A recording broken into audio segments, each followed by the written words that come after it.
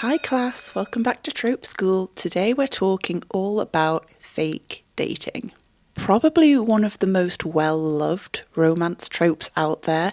It's used so much. In fact, there are so many fake dating stories out there, whether it's in books or movies, that when I started brainstorming examples to refer to during this video, the list just got so long that I just stopped brainstorming titles. I also don't think fake dating is going anywhere anytime soon. Like, people still seem to love it.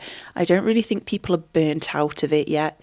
And with the Love Hypothesis currently in production, I do think we'll be being very well fed with a really good fake dating movie again soon. So if you watched the last Trope School episode on dare dating, which not that many people did because the YouTube algorithm seems to hate it and not want to show it to anyone, but in that episode we discussed dare/bet dating, which is a subsection of fake dating. So in that video we talked about circumstances where only one person is in on the knowledge that the relationship is fake. Today in fake dating we're referring specifically to circumstances where both parties are in on the lie. So last week we talked about things like 10 things I hate about you, how to lose a guy in 10 days, and she's all that. So today we're referring to mutual deceptions, so more things like To All the Boys I've Loved Before, where they mutually decide to be in a fake relationship. And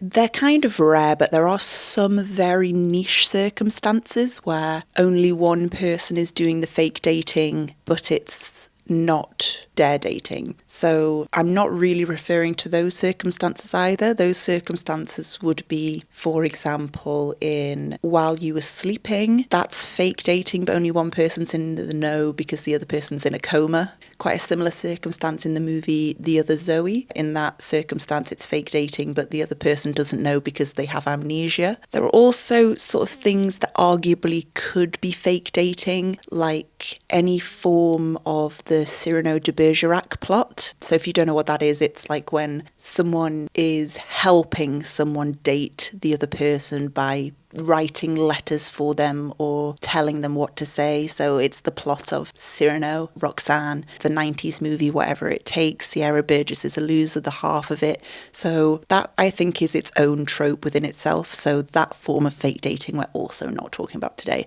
Today we are purely talking about two people know they are fake dating each other and it is mutual. So let's get into that. So last time when we discussed dare dating, I feel like the setup and the circumstances surrounding that plot are a bit more rigid. Like, there are less reasons you would fake date someone without their knowledge. Whereas in fake dating, I think it's a lot looser and there's a lot of ways you can set it up, especially because both parties don't need to have the same circumstances for fake dating each other. So I think that's why there's a lot of fake dating stories, but it can be kept quite fresh because there's so many combinations of reasons that both parties can be in on fake dating. But that being said, let's just discuss some common ways that fake dating is set up in fiction. So the first thing to mention is marriage of convenience. I guess it's not that popular of a trope, especially in Western media. There's very few reasons you would need to marry someone in order to achieve something. So usually it's for like citizenship or a green card, like the movie Green Card, or like The Proposal. There's also examples which pretty much can only be set in America because America doesn't have socialized healthcare. So like in Purple Hearts, the reason they get married is for healthcare reasons. Besides those two setups, there's not really much reason people would get married. I do think quite a unique marriage of convenience, though, is the movie What Happens in Vegas. So in that movie, neither need a green card or any benefit, but they have to stay married to each other in order to have access to gambling profits that they made. So that is kind of a unique setup for fake dating and a really good movie that I haven't seen in years. But yeah, although it's not seen that much, I guess, Marriage of Convenience, it is juicy when you do see it, because I think the stakes are so much higher in Marriage of Convenience, because not only is the stake, oh, well, I like them for real now, the stakes are also like, well, I might be deported or put in jail if this fake relationship is found out. A common setup for fake dating, I think, that is used a lot is family pressure as well. This always seems to be used whenever someone needs a +1 to a wedding. So things like wedding season, the wedding date, like the Spanish love deception. Apparently people can't be seen single at weddings. Christmas as well is also a plot device that is used a lot for fake dating, things like Single All the Way and Love Hard. Another good example of a movie where they're dating for family pressure is the movie Holiday, although that arguably doesn't actually count to fake dating because everyone is aware that they're not an actual couple. It's not actually fake dating, it's more sort of friends to lovers really. But family pressure in general is a good setup because it relies on people not wanting to be judged by nosy family members. A kind of similar theme, but is definitely not as commonly seen, would be career pressure. Yeah, there's very few examples of this, and rightly so, because if you worked for someone who judged you because you were single, then you should probably quit that job and sue your employer. But it is the setup for one of my favourite fake dating movies of all time, which is Picture Perfect. And you can also go a bit more niche with this. So there are examples, I can think of 3 examples of stories where people have created apps or algorithms for dating sites that they have then been matched up with someone themselves. So to prove that their algorithm actually works, have pretended to date that person. So that happens in the movie Love Guaranteed, the book The Soulmate Equation, and I think it happens in The Perfect Date, but it's been a long time since I watched that movie, so I can't actually remember. Continuing on the sort of external pressure theme, we also have either friendship pressure, but mostly societal pressure. Again, you don't see friend pressure that much because if your friend is judging you for being single to the point you have to fake a relationship with someone, they're probably not a good friend. Although this is sort of the setup in The Love Hypothesis.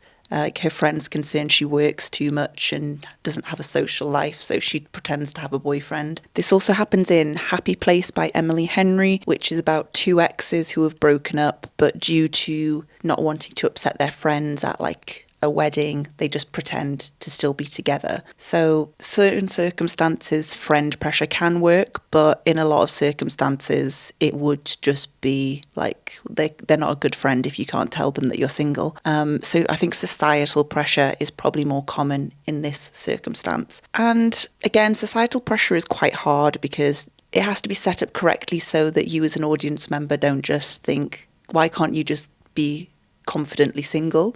So I feel like societal pressure is more often used in like high school stories, things like She's All That, which we discussed last time. Also the 90s movie Drive Me Crazy. So one person's reason for being in a fake relationship in that movie is because they've just been dumped, but they want a date for the prom.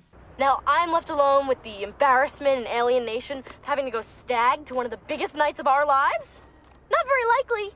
A similar sort of high school pressure situation as well in Can't Buy Me Love. But basically societal pressure relies on the setup that this person will look lesser than or seem pathetic if they're single, which again, I think you need to set up correctly, otherwise it's not that believable. Unlike what I probably believe is the most realistic and believable setup, which is probably the most commonly used alongside family pressure, making an ex jealous or showing that you're over someone. So again, this is used in To All the Boys I've Loved Before, both sides of that. So Peter wants to make his ex jealous, so she wants him back, I guess. And Lara Jean wants to prove that she is over her sister's boyfriend, who got a letter. It's also kind of used in Anyone But You. So in that, one side of it is they want to prove that they're over their ex so that their parents stop trying to set her up with her ex-boyfriend again. And on the other side of that, he wants to make an ex-girlfriend jealous. It is also the other side of Drive Me Crazy. So one side of that is she wants to have a date for prom and not look like a loser. And the other guy, he's just been dumped, so he wants to make his ex-girlfriend jealous, so she'll want him back. The reason I like this setup probably the best is just because I find it the most believable. In the other circumstances, there is often an essence of like, is it really that bad if you don't have a date to that event or in front of that person? But I think that sort of internal ego pride of if you've been dumped, you want to prove that you're fine or you've moved on or that you're with someone better. Like, as much as people don't like to admit it, that is sort of a very core part, I think, of moving on from a relationship where you've been dumped. So I think it's a really good setup. It also comes with a bit more angst because there's usually a point where the ex will want them back and we have to battle with that as well. So given that this trope is so huge and it's used time and time again, there must be a reason that we all love it so much and that we aren't getting sick of seeing it used. For me, I think the main reason why fake dating is so effective as a romantic trope is due to the forced proximity of it. All good romances need some form of forced proximity in order to develop a believable emotional connection. In real life, you fall in love with someone through forced proximity, not in the traditional sense that you're like stuck in a lift or trapped in a cabin in the woods during a snowstorm, but when you date someone, you're going on dates to be in a forced proximity to them so that you can speak to them, so you can get to know them, so that your hormones and pheromones can interact and you can see if you're attracted to each other. I think this is why in romance fiction and in real life romances, schools and workplaces are so often the setting for people falling in love because you are seeing that person every day. You are in forced proximity with that person. Again, similar in both fiction and in real life, friends to lovers is so common. It's because you've spent years getting to know that person and a deep emotional connection and an emotional love is believable. Whereas I think in a lot of romances where you don't have enough forced proximity, it often feels just like it's based on lust. You need forced proximity to believably build emotional connection. And by fake dating someone, you are in their presence as much as you would be probably someone you were actually dating, which is why it works, because two people genuinely would fall in love with each other in this circumstance. Like, if you were fake dating someone, you would be around them long enough to see the good, the bad, and the ugly. You would see how they communicate. You would see how they show affection. You would learn like their love languages. You would see how they deal with problems. You would see how they show affection to you. And it's almost like a trial run. It would be like a trial run for a real relationship. By the time they've fallen in love, they kind of know a relationship would work between them because they successfully made a fake relationship work. But that forced proximity also allows for something else, which isn't really that healthy in real life romance, but it is vital in fictional romance, which is a lot of tension and a lot of angst and a lot of obstacles to overcome. So obviously in fake dating, there's a lot of angst and tension because we know that we're going to go from a fake relationship to a real one, and there's going to be some sort of turning point in the middle for both characters as well. We're going to get to a point where the lines between fake and real start to blur, and we get to see them go through this internal battle of, do I like them, or is it just because we're in close proximity to each other? Do they like me back, or are they just a good actor? How am I supposed to actually tell this person I like them for real, because we've already established that this is purely fake and it's to mutually get something out of it? Because we're just pretending. Right. So I think that's why fake dating, even if the romance isn't actually super believable, the story will probably still be fairly satisfying just because of that built-in tension and angst. I mentioned before that forced proximity is necessary to build a believable emotional connection, which in turn makes you as an audience member believe that they could genuinely be in love. But fake dating also has the added benefit of not only are they in forced proximity for emotional connection, they also kind of are in forced intimacy. A lot of the time, like they'll have to hold hands or touch each other or kiss in public to prove that they are in a real relationship. And that allows, again, for a lot of angst in terms of like sexual tension. And so not only are you getting an emotional bond from the fact they are just in each other's presence and talking so much, you're also getting like a physical bond from the fact that they are having to be intimate with each other. And this sort of like forced intimacy, I think, creates like a really, really good setup for romantic comedy. I think fake dating is at its best when it's got quite a heavy dose of comedy in it. And I think this is why people really, really love the movie The Proposal with Sandy B and Ryan Reynolds. If you actually kind of pay super, super close analytical attention to that movie, the emotional connection between them is fairly mediocre. It's a lot better than a lot of things I've seen and read, but it's not super, super deep. They could do with a bit more emotional depth to that relationship, but I don't really think it matters and you don't notice it as much because they really, really lean into the situational comedy of these two people who don't like each other being in forced proximity and being in forced intimacy with each other. Like the first kiss they share in front of the crowd, it's not even a good kiss, but like the comedy of it is really leaned into. And that scene where they run into each other naked. There's also a scene where they have to quickly share a bed in the morning and he's got a morning boner.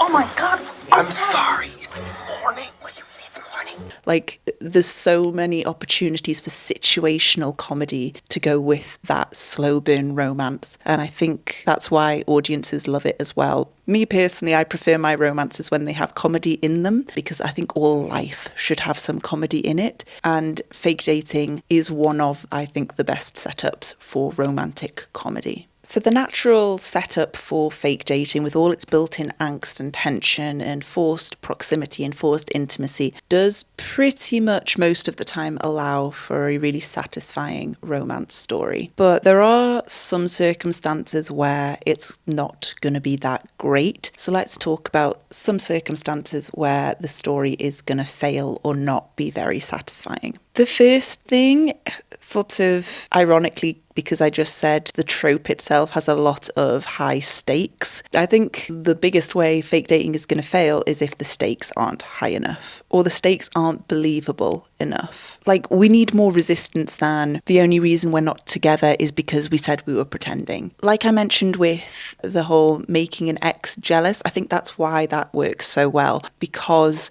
there's usually like a third act story beat where the ex they were trying to make jealous actually becomes jealous and wants the person back, and that person then needs to make a decision whether they're going to go back to the ex they wanted back or whether they are going to stay with the new love interest. If there's not really any reason that this couple can't go from fake to real beyond just like, I'm too chicken to tell the other person I like them, it's not that satisfying. Like, this could have been an email or a short story. I need more conflict, whether that's plot driven or whether it is internal, but there needs to be genuine reason why there's a struggle for us to go from fake to real. In a similar sort of vein, if the relationship goes from fake to real too quickly, that I think is also kind of lackluster.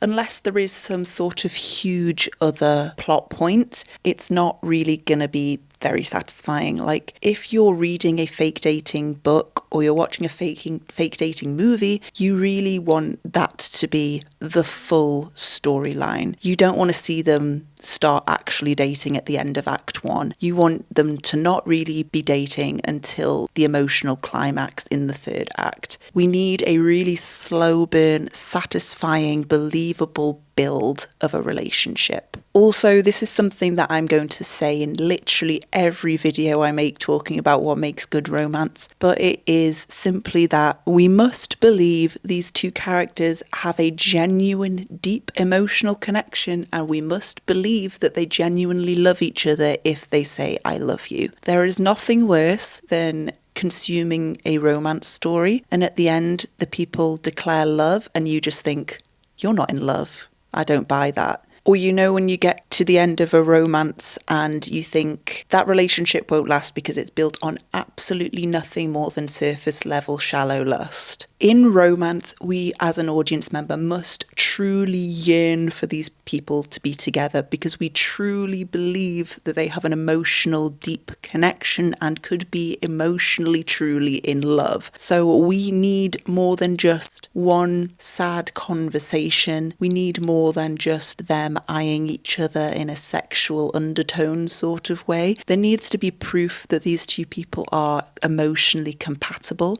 These two people emotionally could support one another, that these people mean more to each other than other people do platonically. I actually think it would be quite hard in a fake dating relationship to not do a satisfying romance because of the slow burn built in and because the amount of forced proximity. But I have seen it done. Just going back because I'd already mentioned it in The Proposal, I actually don't think their relationship in the proposal is actually all that deep. But again, because the rest of the movie is so good and because it's a funny movie, it doesn't matter as much. But especially if you take the comedy out of a fake dating relationship, you better make me believe that these people truly love each other. And you better prove it as well. Don't just tell me. I want proof that these two people are genuinely connected to one another. But I think second most importantly behind just make the romance believable, when it comes to fake dating, it's such a specific setup for plot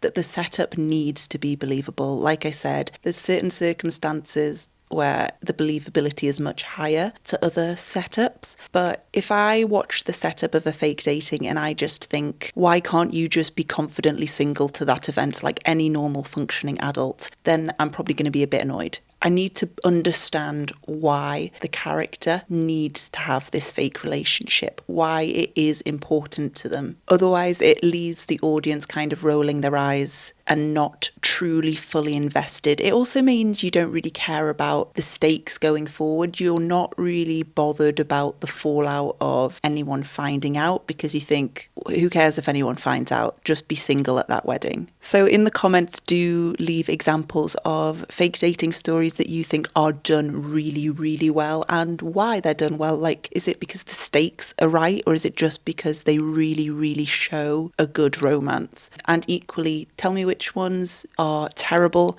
so we can all look out for each other and save someone else the watch or save them the read. Please do let me know as well which tropes you want to discuss and debate next, because I don't have the next lesson lined up just yet. So do let me know in the comments what you want to see next. And class dismissed. Bye.